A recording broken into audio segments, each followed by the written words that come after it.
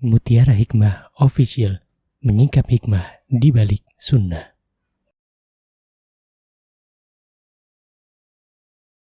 Salurkan donasi terbaik Anda untuk mendukung dakwah Mutiara Hikmah Official.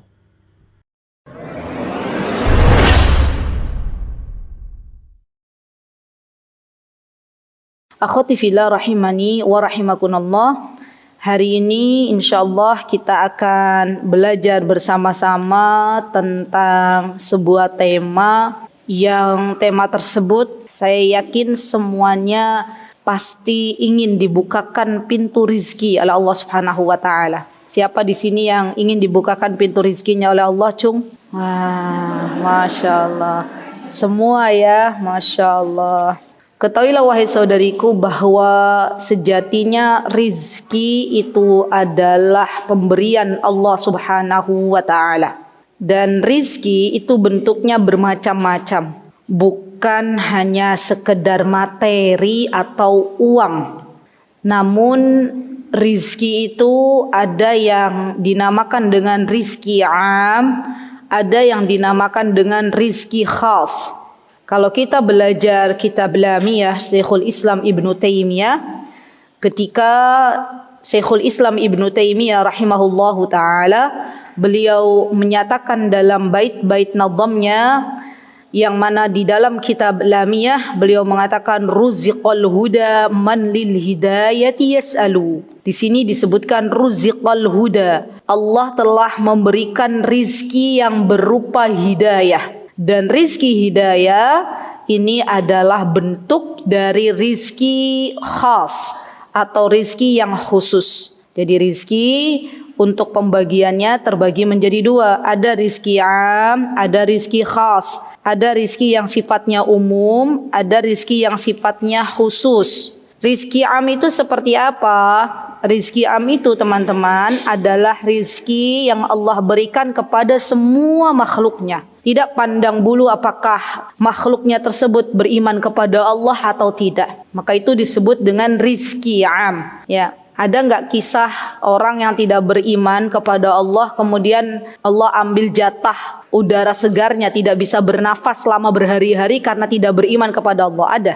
Ada, tapi mungkin jarang, ya enggak? Allah itu maha baik, ya. Allah itu maha baik. Dengan kebaikannya Allah memberikan kepada semua hambanya yang ada di muka bumi ini, bahkan semua makhluk yang ada di muka bumi ini Allah berikan rizkinya masing-masing. Subhanallah. Dan rizki am ini, ya akhwat, terbagi menjadi beberapa tingkatan. Apa di antaranya? Di antaranya adalah rizki yang telah dijamin oleh Allah Subhanahu wa ta'ala ketika kita berada di dalam perut ibu kita. Allah Subhanahu wa taala berfirman dalam surah Hud, apa kata Allah Subhanahu wa taala? A'udzubillahi minasyaitonir rajim. Bismillahirrahmanirrahim. Wa ma min dabbatin fil ardi illa 'alallahi rizquha wa ya'lamu mustaqarraha wa mustawda'aha kullu fi kitabim mubin. Kata Allah Subhanahu wa taala, tidaklah suatu binatang yang ada di muka bumi ini kecuali sudah ditentukan rizkinya oleh Allah Subhanahu wa ta'ala. Dan Allah yang memberikan rizki kepada semua makhluk yang ada di muka bumi ini. Jadi rizki am termasuk tingkatannya adalah rizki yang telah dijamin oleh Allah Subhanahu wa ta'ala. Setiap yang memiliki jiwa, setiap makhluk hidup pasti akan dijamin hidupnya oleh Allah Subhanahu wa taala. Rizkinya sudah dijamin. Sampai kapan? Sampai ajal menjemput. Jadi tidak ada yang namanya rizki itu tertukar. Yang ada adalah tertakar. Ya. Dan sudah dijamin oleh Allah Subhanahu wa taala. Ini bentuk dari rizki am yang pertama. Tingkatan yang kedua, ya akhwat, yang disebut dengan rizki am adalah sesuatu yang diusahakan oleh makhluknya Allah Subhanahu wa ta'ala. Contoh misalnya, ada manusia yang dia berdagang.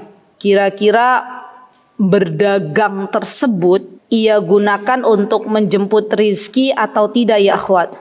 Ya, untuk mengambil sebab. Atau binatang yang keluar ke hutan, kemudian dia memangsa hewan-hewan lainnya, dan ini pun adalah sebab dia mendapatkan rizki dari Allah Subhanahu wa taala. Jadi rizki am yang kedua adalah rizki yang diusahakan. Ya, Allah Subhanahu wa taala menyebutkan dalam surah An-Najm ayat 39, apa kata Allah Subhanahu wa taala? Wa alaysa lil insani illa ma sa'a. Subhanallah. Dan seseorang itu tidak lain memperoleh apa yang ia usahakan. Jadi kalau misalnya teman-teman ingin mendapatkan rezeki dari Allah, maka harus usaha. Suami kita berdagang, suami kita mencari nafkah, membawa pulang rezeki dari Allah Subhanahu wa taala, dan ini yang dinamakan dengan rezeki yang diusahakan, ya. Kemudian yang ketiga, tingkatan dari rezeki di antaranya adalah rezeki yang merupakan tambahan dari Allah Subhanahu wa taala. Contoh di antaranya adalah rizki orang yang dia bersyukur kepada Allah itu biasanya lebih banyak. Dan ketahuilah bahwa yang namanya rizki itu bukan hanya berbentuk materi. Sebuah ketenangan hidup itu juga rizki, ya akhwat. Ya. Apa buktinya ketenangan hidup itu rizki? Banyak orang saat ini mencari kebahagiaan, mencari sesuatu yang bisa menenangkan jiwanya, atau biasa disebut dengan healing. Gimana? Di Madiun ada yang healing atau tidak? Tadi kami sebelum saya sampai Jogja itu jam 8.15. Kemudian kami mecel dulu di pecel yang ada di Madiun. Subhanallah, rata-rata yang ngantri itu rata-rata bukan orang Madiun. Ya. Dari bahasanya re oyo re gitu, wah ini orang Surabaya. Ada lagi yang bahasanya Sunda, wah ini bukan orang Jawa. Ya subhanallah, semua pengen healing datang ke Madiun. Orang Madiun healingnya kemana? Ke Yogyakarta. Di Yogyakarta penuh hari-hari ini. Subhanallah, begitulah dunia. Semua pengen mendapatkan kebahagiaan, mendapatkan ketenangan. Dan ketahuilah bahwa ketenangan, kebahagiaan itu adalah rizki dari Allah Subhanahu wa ta'ala. Ya. Bagaimana cara mencari ketenangan, kebahagiaan? Di antaranya dengan bersyukur kepada Allah Subhanahu wa ta'ala. Apa kata Allah Subhanahu wa ta'ala? Wa in ta'adzana rabbukum la in syakartum la azidannakum. Ya.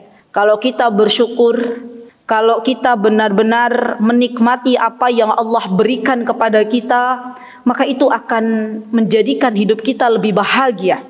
Ya, contoh misalnya, seseorang ketika dia mendapati saudaranya, ketika dia diuji oleh Allah Subhanahu wa taala dengan sakit misalnya. Kemudian dia melihat orang lain sakitnya lebih parah, dia bersyukur, alhamdulillah, ujian ini adalah penggugur dosa-dosa saya, dan ternyata yang lain ada yang lebih parah dari saya, maka dia bersyukur kepada Allah, alhamdulillah. Lebih tenang apa mboten, Bu? Lebih tenang, dan ada kebahagiaan dalam dirinya. Tapi kalau ada orang sakit, dia hanya mengeluh,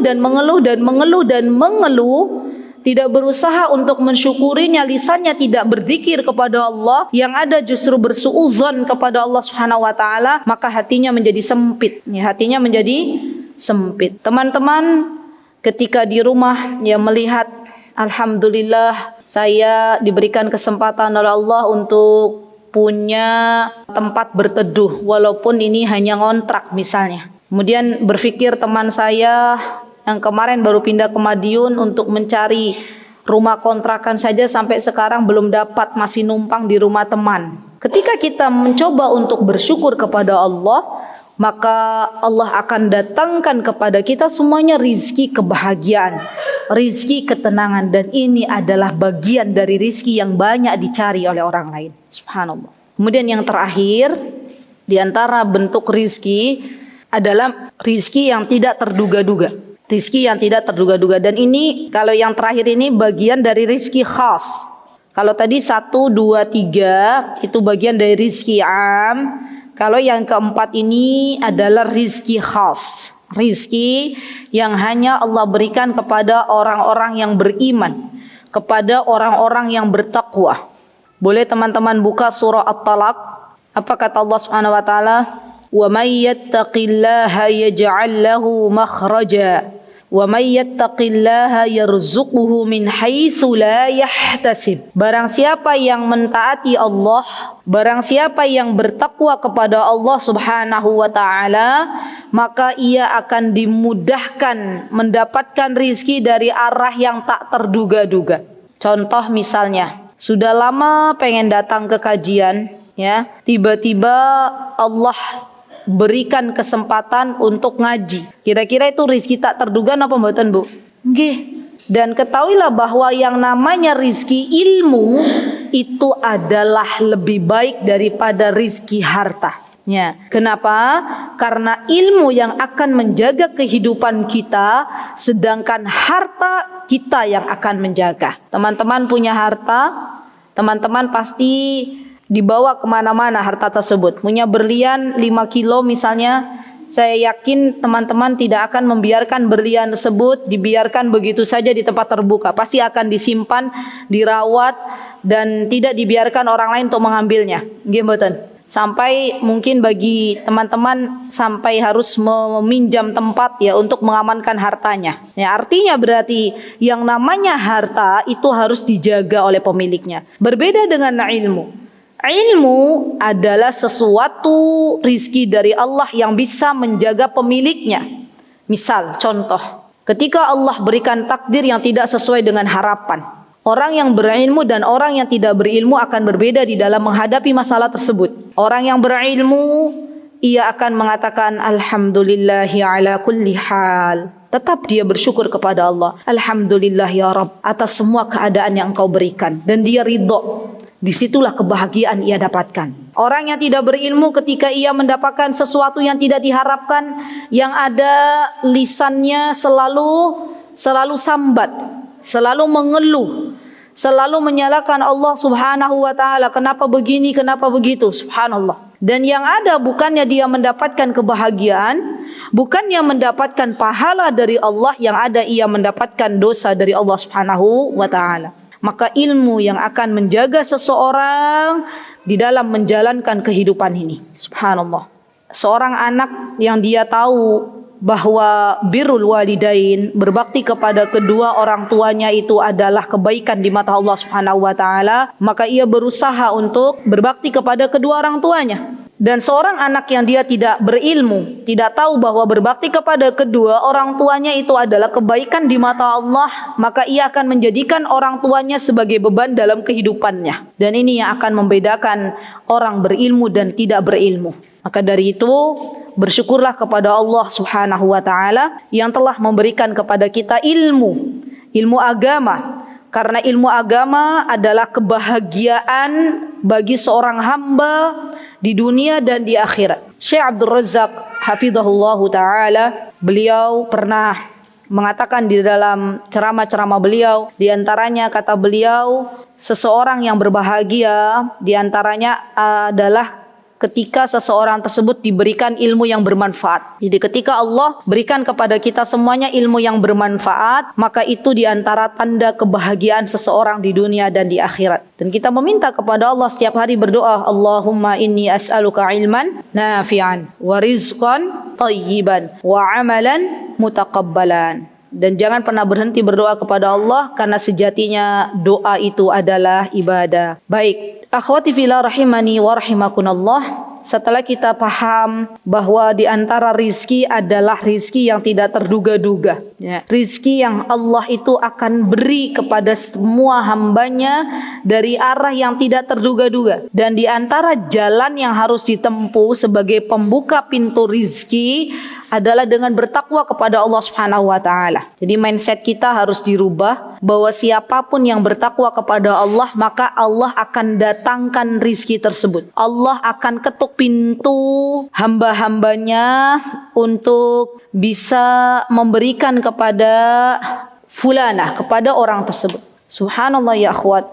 Saya pernah berjumpa dengan seseorang yang dia mendapatkan ujian dari Allah Azza wa Jal. Di dalam kehidupannya itu tunanetra, ya, tidak bisa melihat. Subhanallah, namun dia bertakwa kepada Allah.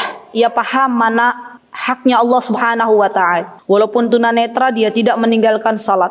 Walaupun tunanetra, ia masih berusaha untuk menjaga hak-haknya Allah Subhanahu wa taala. Subhanallah, ia bercerita bahwa ternyata Allah itu maha baik. Ya, dengan dia menjaga dirinya tidak sembarangan keluar, tidak meminta-minta kepada orang lain. Dia berusaha untuk bertakwa kepada Allah. Dia berusaha untuk membuka layanan pijat ya di rumahnya. Subhanallah, kata beliau, subhanallah, pelanggannya akhwat ya, karena beliau perempuan maka pelanggannya juga perempuan. Kata beliau, subhanallah ya, orang-orang yang dia pijat itu merasa cocok. Siapa yang menggerakkan hati orang-orang datang kepadanya untuk pijat ya akhwat? Allah. Subhanallah. Tanpa dia harus keluar rumah, dia bisa menjaga dirinya, dan Allah yang menggerakkan hati orang-orang untuk datang ke rumahnya, ya, mengambil jasanya dengan jasa pijat dan memberikan upah dari hasil apa yang telah dilakukan oleh tunanetra ini. Subhanallah. Jadi begitulah sejatinya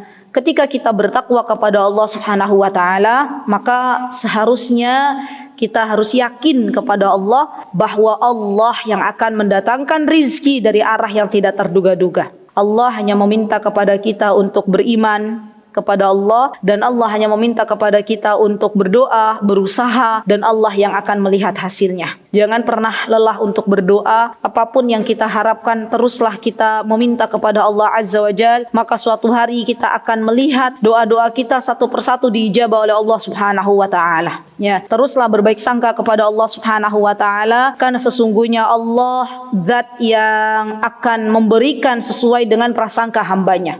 Ya, subhanallah. Baik, dan di antara cara agar Allah membukakan pintu rizki kita ya akhwat, di samping dengan cara kita bertakwa kepada Allah Subhanahu wa taala, di antaranya adalah dengan kita bertaubat kepada Allah Subhanahu wa taala. Dan di dalam taubat, subhanallah, ada istighfar yang menjadi hal yang harus diucapkan. Ya, jadi seorang yang ingin bertaubat kepada Allah Subhanahu wa taala, maka hendaklah dia menyesalinya dengan mengucapkan istighfar.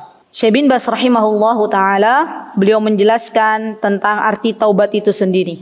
Kata beliau, taubat itu adalah an-nadmu 'alal madi wal iqla'u minhu. Taubat itu ya akhwat, menyesali maksiat atau dosa yang telah ia lakukan di masa lalu, dan wal azimatu an la ya'uda fi, dan bertekad untuk tidak mengulangi dosa tersebut. Jadi yang menutup pintu-pintu rizki kita diantaranya karena dosa-dosa yang dilakukan oleh seorang hamba. Dengan ia benar-benar jujur kepada Allah, menyesali segala bentuk maksiat yang ia lakukan, atau ada hak-hak Allah yang belum tertunaikan, maka disinilah Allah akan membukakan pintu-pintu rizki dari arah yang tak terduga. Subhanallah. Dan istighfar ketika keluar dari lisan seorang hamba, maka itu harus dibarengi dengan rasa penyesalan. Jadi bukan hanya kita beristighfar dengan lisan, tapi dalam hati kita juga harus ada penyesalan. Astaghfirullah wa atubu ilaih. Kita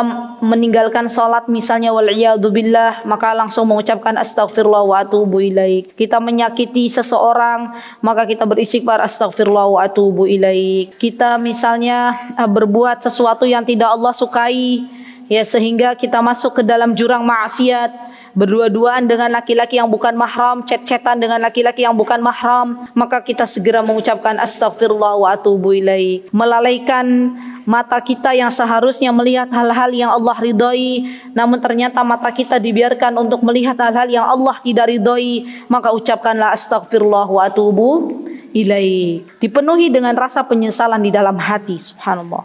Dan ini dampaknya akan luar biasa di dalam kehidupan seorang hamba. Ketika ia benar-benar jujur kepada Allah, kembali kepada Allah, maka ia akan menjadi hamba yang terbaik di mata Allah Subhanahu wa taala. Baik, disebutkan dalam surah Al-Imran ya akhwat, boleh dibuka yang punya mushaf, ayat 135.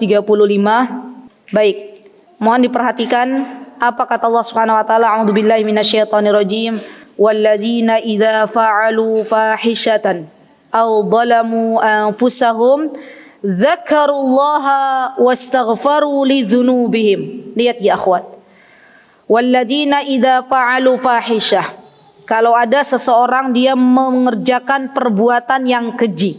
Perbuatan keji di sini bukan berarti hanya perbuatan zina saja, tetapi sesuatu yang mendekati perzinahan itu juga termasuk perbuatan keji. Ya, jadi Ibnu Katsir rahimahullahu taala, beliau pernah mengatakan, yang dimaksud dengan fahisha di sini bukan hanya perbuatan zina, tetapi ketika kita telepon-teleponan misalnya dengan laki-laki yang bukan mahram, itu sudah termasuk fahisyah. Atau misalnya kita berjumpa, bersalaman dengan laki-laki yang bukan mahram, itu juga termasuk fahisyah. Pintu-pintu yang mengarah kepada perzinahan itu disebut dengan fahisyah. Subhanallah. Ya.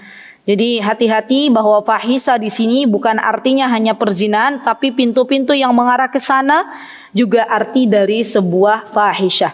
Orang-orang yang dia berbuat kekejian dan dia mendolimi atau menganiaya dirinya sendiri, ya, menyembelih bukan karena Allah, ya, salat niatnya bukan untuk Allah, sedekah bukan untuk Allah, ya, semuanya telah mendolimi dirinya sendiri. Dan orang-orang yang dia menganiaya dirinya sendiri, kemudian dia langsung mengingat Allah, beristighfar atas dosa-dosa yang dilakukannya. Subhanallah. Wa may yaghfirudz dzunuba illallah. Dan tidak ada yang bisa mengampuni dosanya kecuali Allah Subhanahu wa taala. Wa lam yusirru ala ma fa'alu wa hum ya'lamun. Subhanallah. Dan orang-orang yang dia ketika sadar bahwa hal tersebut dilarang oleh Allah, beristighfar dan berhenti dari dosanya.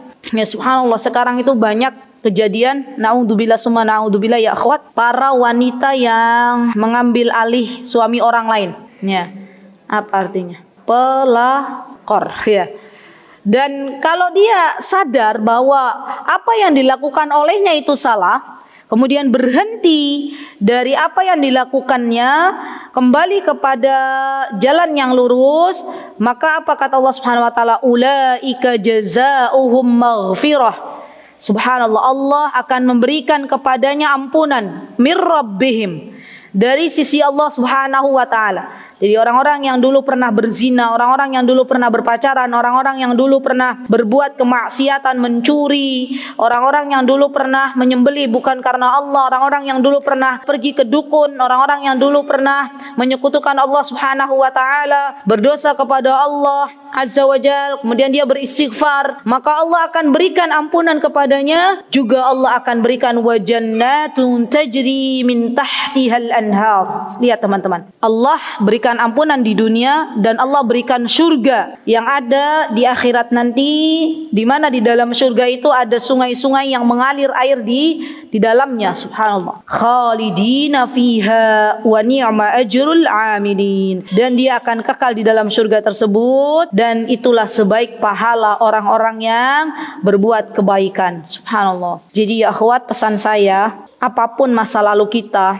ya, seberapa kelam masa lalu kita, maka cepatlah bertaubat kepada Allah selagi ajal belum menjemput kita, karena Allah suka dengan orang-orang yang bertaubat. Allah cinta dengan orang-orang yang kembali kepada Allah Subhanahu wa taala. Jangan biarkan syaitan mengganggu kita, ya, sampai nanti ajal menjemput kita. Karena kita tahu yang namanya syaitonir rajim itu tidak akan membiarkan anak Bani Adam untuk terus mentaati Allah Subhanahu wa taala. Maka segeralah bertaubat, menyesali apa yang telah dilakukan dari dosa-dosa, dan Allah akan berikan kejutan-kejutan setelahnya. Subhanallah. Baik, bahkan seorang tabi'in pernah ada yang mendatangi Hasan al-Basri. Jadi ada seorang laki-laki yang mendatangi Hasan al-Basri. Dia berkata kepada Hasan al-Basri, "Wahai Hasan, ya, saya mengalami musim kekeringan pada zaman ini. Apa yang mesti saya lakukan?" Apa kata Hasan al-Basri? Kata Hasan al-Basri, beristighfarlah. Ya, subhanallah. Kemudian datang laki-laki lain, mengeluhkan kepadanya kemiskinan yang menempa dirinya. "Wahai Hasan al-Basri, saya selama hidup, ya, selalu berada dalam kemiskinan. Mohon berikan solusi." Kata Hasan al-Basri, beristighfarlah. Ya. Datang laki-laki lain yang dia meminta kepada Hasan al-Basri agar didoakan, diberikan keturunan, ya, oleh Allah Subhanahu wa taala.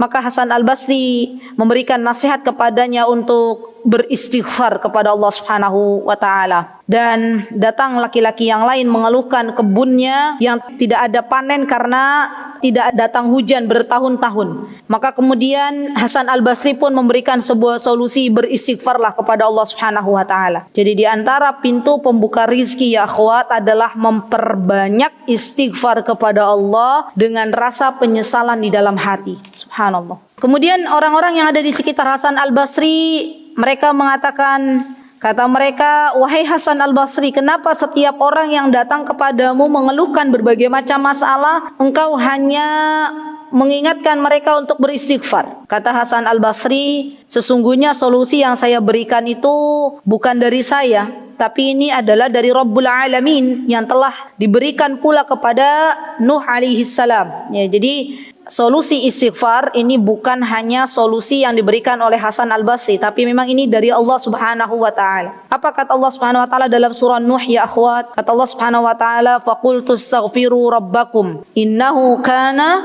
ghaffara. Beristighfarlah kepada Allah Subhanahu wa taala karena sesungguhnya Allah itu zat yang maha ghaffar, maha mengampuni dosa-dosa hambanya. Yursilis samaa 'alaikum midroro. Ketika seseorang itu memperbanyak istighfar hanya untuk diampuni dosanya oleh Allah, maka Allah akan turunkan hujan. Yursilis sama 'alaikum midroro. Allah akan turunkan hujan dengan penuh kelebatan. Dan Ibnu Katsir rahimahullahu taala mengatakan yang dimaksud dengan hujan di sini adalah rizki dari Allah Subhanahu wa taala. Wa yumdidkum bi amwali wa banin. Apa kata Allah Subhanahu wa taala? Bukan hanya diturunkan hujan yang deras, rizki yang banyak, namun juga anak-anak keturunan yang salih dan salihah. Bu, seorang ibu, seorang nenek, kalau dia memperbanyak istighfar, bisa jadi Allah tidak membanyakkan anak untuknya karena mungkin faktor usia sudah sepuh, tapi Allah akan berikan kepadanya cucu yang banyak. Ya, subhanallah. Jadi terus saja kita beristighfar. Tidak ada salahnya kita beristighfar walaupun usia sepertinya tidak lagi bisa memiliki anak, ya.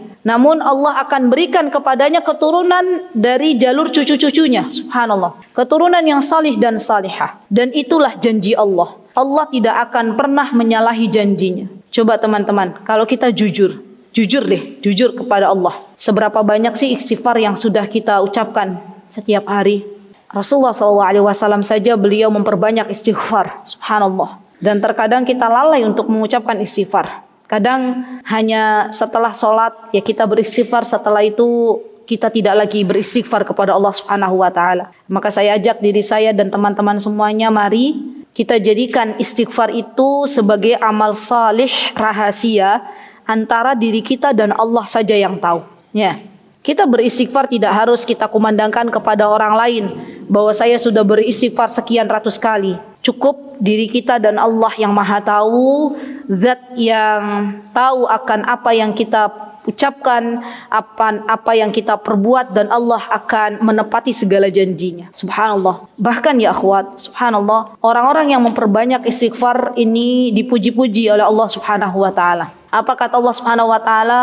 Orang-orang yang berbuat baik, orang-orang yang dicintai oleh Allah adalah orang-orang yang di waktu sahur dia memperbanyak istighfar. Subhanallah. Jadi waktu sahur itu adalah waktu yang terbaik untuk kita memperbanyak istighfar kepada Allah Subhanahu wa taala. Dan kita tahu bahwa istighfar yang terbaik adalah sayyidul istighfar. Teman-teman membaca biasanya di zikir pagi dan petang. Allahumma anta rabbi, la ilaha illa anta khalaqtani wa ana 'abduka wa ana 'ala 'ahdika wa wa'dika mastata'tu. A'udzu bika min syarri ma sana'tu. Abu'u laka bi ni'matika 'alayya wa abu'u bi dhanbi faghfir li fa innahu la yaghfiru dzunuba illa anta. Dan bagi teman-teman yang belum paham artinya, mohon dipelajari kembali arti dari sayyidul istighfar. Dan ketika kita paham apa yang kita ucapkan, itu akan lebih khusyuk ya daripada kita tidak memahami apa yang kita ucapkan. Jadi PR bagi teman-teman, coba dihayati lagi bacaan sayyidul istighfar kita. Ya, subhanallah. Dan orang-orang yang dia bertaubat kepada Allah termasuk orang-orang yang dicintai Allah ya akhwat.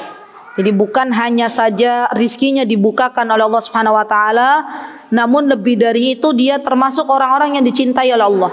Kalau Allah sudah mencintai seseorang, ingat, maka Allah akan mengumumkan kepada seluruh penduduk langit bahwa Allah mencintainya. Dan Allah Azza wa Jal memberitahukan kepada penduduk langit untuk menyiarkan kepada para penduduk bumi dan menjadikan para penduduk bumi untuk mencintainya. Jadi sebenarnya untuk mendapatkan cintanya manusia itu gampang. Apa di antaranya? Cinta dulu kepada Allah. Mencintai Allah di atas segalanya, maka Allah akan berikan kepada kita manusia untuk mencintainya. Subhanallah. Dan bagaimana cara kita mendapatkan cintanya Allah? Dengan bertaubat kepada Allah Subhanahu wa taala. Allah Subhanahu wa taala berfirman, "Innallaha yuhibbut tawwabin." Sesungguhnya Allah Subhanahu wa taala mencintai orang-orang yang bertaubat, ya. Dan seorang hamba yang meneteskan air mata di malam hari menyesali dosa-dosanya, maka termasuk seseorang yang kelak di akhirat mendapatkan naungan dari Allah Subhanahu wa taala. Ketika tidak ada naungan kecuali kenaungan Allah Subhanahu wa taala. Dan ini adalah janji yang kelak Allah akan berikan kepada hamba-hambanya yang di dunia dia meneteskan air mata menyesali dosa-dosa yang dilakukannya. Subhanallah. Baik, kemudian orang yang bertaubat ya akhwat, yang memperbanyak istighfar, itu akan didoakan oleh para malaikat.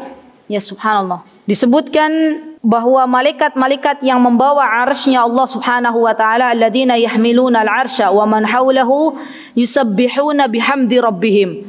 Mereka para malaikat itu mereka memuji Allah Subhanahu wa taala.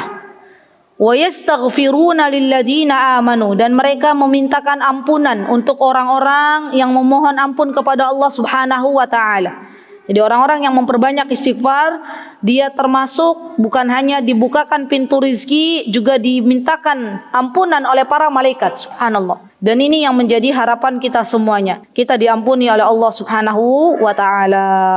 Baik, dan orang-orang yang dia memperbanyak istighfar di dalam kehidupannya dengan penuh penyesalan ya akhwat, maka Allah akan rubah keburukannya menjadi kebaikan. Subhanallah. Apa kata Allah Subhanahu wa taala? Illa man taba wa amala, illa man taba wa amana wa amila amalan salihah fa ulaika yubaddilullahu sayyiatihim hasanat. Lihat ya akhwat. Kalau kita saat ini merasa bahwa kita itu selalu berbuat keburukan, maka bersegeralah bertaubat kepada Allah. Allah akan mengganti keburukan yang kita lakukan dengan kebaikan-kebaikan. Dan berdoalah kepada Allah ya akhwat, agar Allah jadikan kita semuanya mafatihal khair, pembuka pintu-pintu kebaikan, wa maghaliqus syarr, dan penutup pintu-pintu keburukan. Kadang ada orang, dia ditakdirkan oleh Allah Subhanahu wa taala menjadi pembuka pintu-pintu keburukan. Dimanapun dia berada, di situ ghibah ada. Dimanapun dia berada, di situ fitnah selalu ia lontarkan. Artinya dia menjadi orang-orang yang membuka pintu-pintu keburukan bagi yang lain. Dan ada orang yang ditakdirkan oleh Allah untuk menjadi pintu-pintu kebaikan bagi orang lain. Selagi ada fulana, di situ ada kebaikan di dalamnya. Banyak orang tertolong. Subhanallah, banyak orang yang terbantu.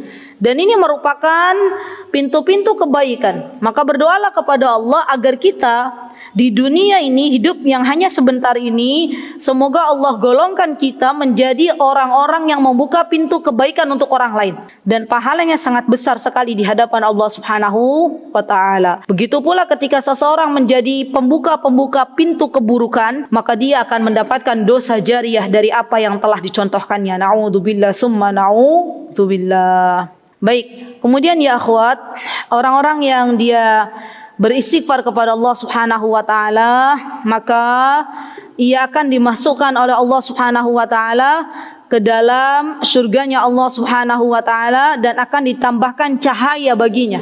Allahu akbar, Allahu akbar. Saya enggak bisa bayangin ya bahwa besok itu keadaan kita itu berbeda-beda ya akhwat. Berbeda dari apa? Apakah berbeda dari kedudukan sosial? Tidak. Apakah berbeda karena kita saat ini memiliki harta yang berbeda? Tidak. Tapi perbedaan seorang hamba di akhirat nanti karena ketakwaan yang ia lakukan di hadapan Allah di dunia. Seseorang yang dia bertaubat kepada Allah, maka akan ditambahkan cahaya oleh Allah Subhanahu wa taala. Apa kata Allah Subhanahu wa taala? Asa rabbukum ay yukaffiru ankum sayyi'atikum wa yudkhilkum jannatin tajri min tahtiha al-anhar. Yauma la yukhzillahu an-nabiyyu wal-ladina ma'ahu nuruhum yas'a baina aydihim wa bi aymanihim. Yaquluna rabbana atmim lana nurana waghfir lana. Yaquluna rabbana atmim lana nurana. Dia meminta kepada Allah, sudah diberikan cahaya oleh Allah, dia meminta diberikan cahaya lain, ditambahkan cahayanya. Jadi kelak itu besok di akhirat nanti banyak orang-orang yang diberikan cahaya oleh Allah. Siapa yang diberikan cahaya oleh Allah? Di antaranya ya akhwat, yang dia selalu beristighfar kepada Allah ketika di dunia, yang dia mencintai seseorang karena Allah. Orang-orang yang saling mencintai orang lain karena Allah, ya bukan karena sebab keturunan, bukan pula karena sebab harta ataupun kedudukan. Dia memang benar-benar mencintai orang itu karena Allah, maka orang ini akan diberikan cahaya oleh Allah Subhanahu wa taala di akhirat. Subhanallah. Jadi setiap diri kita akan berbeda-beda tergantung amal salih yang kita lakukan di dunia. Subhanallah. Baik, kemudian terakhir ya akhwat, ketahuilah bahwa seseorang yang dia memperbanyak istighfar kepada Allah Subhanahu wa taala, maka ia termasuk orang-orang yang terhalang dari adabnya Allah Subhanahu wa taala. Dan adab Allah itu sangat pedih, ya. Apa kata Allah Subhanahu wa taala? Wa ma kana Allahu mu'adzibahum wa hum yastaghfirun. Dan tidaklah Allah Azza wa Jal mengadab mereka ketika mereka meminta ampunan kepada Allah Subhanahu wa taala. Belum lama ini itu di Jogja terjadi gempa. Terdengar enggak? Ya akhwat, di Madiun gempa juga. Sampai ke Madiun. Tapi kayaknya besaran di Jogja. Teman-teman kami itu ada yang bilang rasanya malah khawatir seperti gempa 2006.